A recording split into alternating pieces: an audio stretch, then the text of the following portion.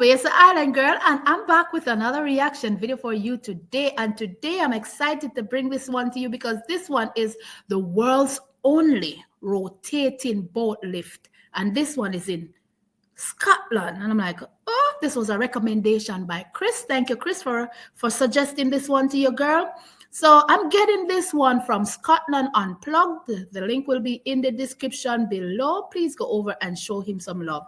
So he says, his title is The Falkirk Wheel. What is it? What is it for? And how did it come about? So we're going to find all of that out in this video.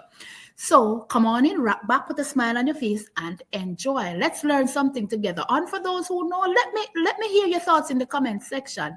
All right? Don't forget to hit the subscribe button. Don't forget to hit the like button. This is what tells YouTube that you like what is going on. So we're going to get right into this one. Come on in and rock back.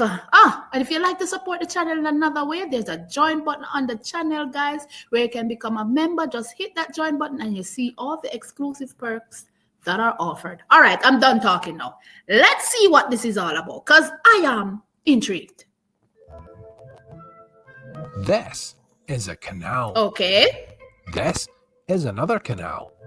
But what if you want to join them together in the coolest way possible? Welcome to Scotland Unplugged. In the story of the Falkirk Wheel. Okay. This is the Forth and Clyde Canal. It crosses right through the lowlands of Scotland at its slimmest point, connecting the west coast at the River Clyde to the River Forth on the east coast via the River Canal. It's 35 miles long and was constructed between 1768 and 1790 following an Act of Parliament. 22 years! But why? It meant seagoing vessels could cross between the two coasts without having to go all the way up and round the top. And what was at best a long diversion, and at worst a bit risky. In short, it saved some rich people some cash. But all of this meant that the residents of Edinburgh were left out in the cold. I mean, literally, one of the big things transported was coal. It's cold enough there. This is the Union Canal. It's 31 miles long and took only 4 years to build. Things had moved on a bit in the world of canal construction. These were vast undertakings. Thousands of men literally dug their way from coast to coast through hills and glens like Robin Hood in a song. It's tricky though. Canals by their nature have to be level, otherwise the water just drains away and you call it a river for about half an hour. Interesting. So canals has to be flat. So canals, so they were man-made? Is that what he said? And oh God, I'm in love with his accent.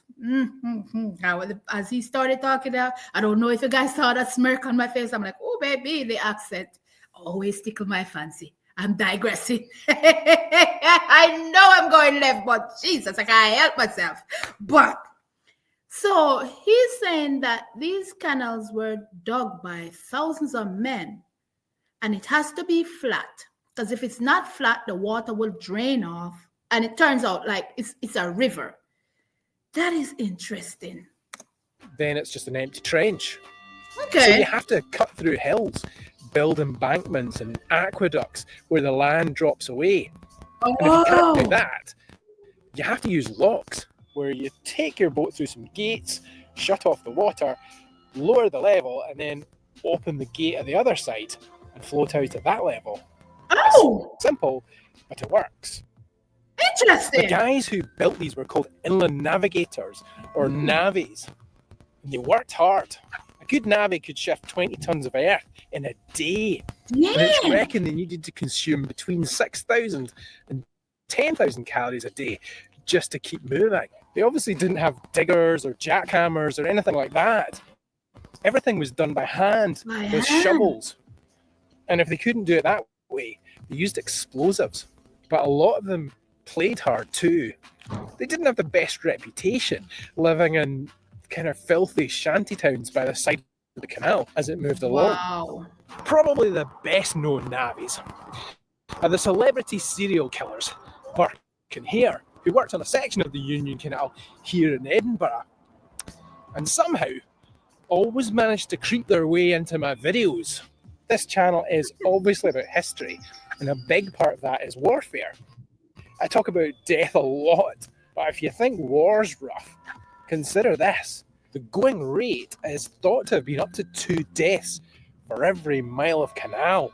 What? It was said that you were less likely to die serving in the British Army than you were working on the Manchester Ship Canal. Wow, that's rough. So it wasn't easy, but based on pictures that he showed, it took hard work. And yeah, like he said, there was no backhoe and these things to dig these canals. It was all done by shovel. Imagine that, man. Or they bomb it up to you know. Oh, I tell you, people need to appreciate what they have now from their ancestors who have done so many things for them to live an easy life at this point. That's how I see it. That took 1,100 lives alone in its construction. There were explosives and heights and landslips to deal with. Oh the my Union Canal God. had That's to a be lot. joined to the Forth and Clyde Canal, but there's a bit of a problem. There's a 35-metre height difference, so you had to use locks, 11 of them, and that meant opening and closing 44 gates. Travelling through them took a day. Oh, In engineering terms, the canals were a massive undertaking. But by the time this was finished, the technology was more or less obsolete. The skills used in making the canals, and a lot of the men who made them, had been redeployed to the railways. The Union Canal opened in 1822. By 1842, the Edinburgh and Glasgow Railway was in operation. No one wanted to use canals as much. Then the car was invented, and then trucks. These canals just died off. okay. The 11 locks fell out of use and into disrepair. And that was that. Until it wasn't. You see, when you look at history, man, so it was traveling by boats, using water. Then they came the train, and that kind of slowed down the influx of people traveling back and forth on canals. And then the invention of the car. That again adds to it. You see, one less easier way to travel. So that's why the using the canal is kind of died down, and a lot of them were left. This is a very interesting video. Just along the Forth and Clyde, you'll find Duke and Baron, the Kelpies. Oh, The Kelpies, as you'll know if you saw the video I did nice. on them, were mythical, malevolent, shape-shifting water horses. But these two also represent the history of the canals and the horses that pulled the barges along these towpaths. Oh, They're beautiful. it And is. these days, they're appreciated for that. I need to They're check that no video out. longer necessary for transporting goods, but they're missed, romanticized. People love them. Yeah. And it's the same for the canals. At the turn of the century, funding was secured for the Millennium Link to join all of this back up again. Now they're used for holidays, for walking, running, cycling. People even live on them. Oh, But 11 locks, opening and closing 44 lock gates. that I was don't too know if much. that's your job. You wouldn't want to do it on holiday. That was a pain in the neck. Yep. So they needed a better solution. And that's how This this came about. The world's only rotating boat lift. Essentially, the boat that wants to go up or down sails into the gondola at their end, and then they do a kind of a switcheroo. It does the work of the locks in 4 minutes. Each What in the world? rotation uses 1.5 kilowatt hours of energy, roughly the same as it takes to boil 8 kettles. Wow. That's mental. That is mental. That's not a lot it's taking. When you think about it based on what it has to do. But look at this thing, how huge it is. My mouth dropped because I'm like, okay, this is interesting because the boats are inside there and it's just taking its time. One side going up, the other coming down to level down in the water. This is interesting. The design's intended to be sculptural as well as functional, creating a living, flowing work of contemporary art that moves almost balletically through the air. With the lead architect using his daughter's Lego to model it out. Wow, a Lego.